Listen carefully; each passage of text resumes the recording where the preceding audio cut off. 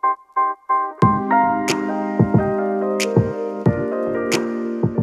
everybody, what's going on? Welcome back for another video. In this video, we're going to talk about a way to help you regulate your tempo through chips. So to help you guys avoid being jabby or accelerate too much, and just let you guys be more comfortable approaching a greenside chip or even a pitch shot. So a lot of the times when people struggle with their chippings, you tend to see them jab at it. It's a very upper body movement where the upper body starts the backswing and starts the downswing, and it looks very jabby.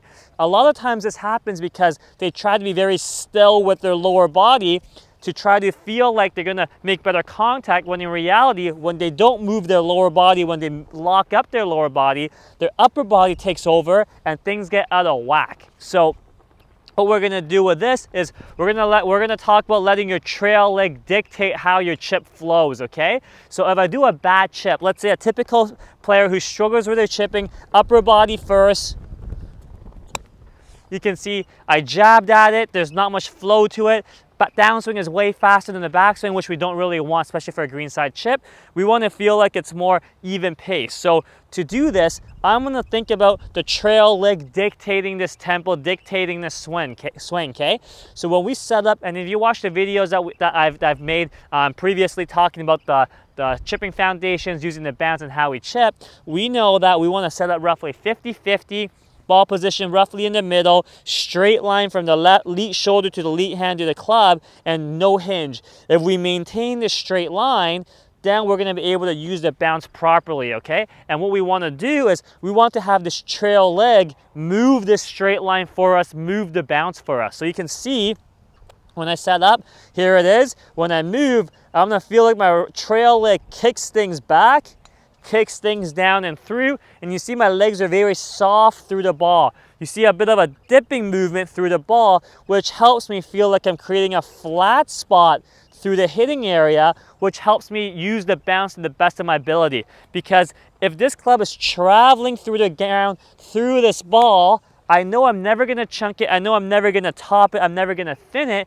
and I'm going to get good solid contact with this chip, because we know, and we've talked about, we want to hit this ball 1 inch behind the ball. So if I let myself use my trail leg to dictate the pace and movement of my chip, you can see my trail leg kicks up and down and through. You can see my tempo is much softer, the ball comes out much softer, and I pretty much just lock this structure in with my upper body, with my straight arm, keep this relationship with my torso, and just let my trail leg dictate the backswing and the downswing.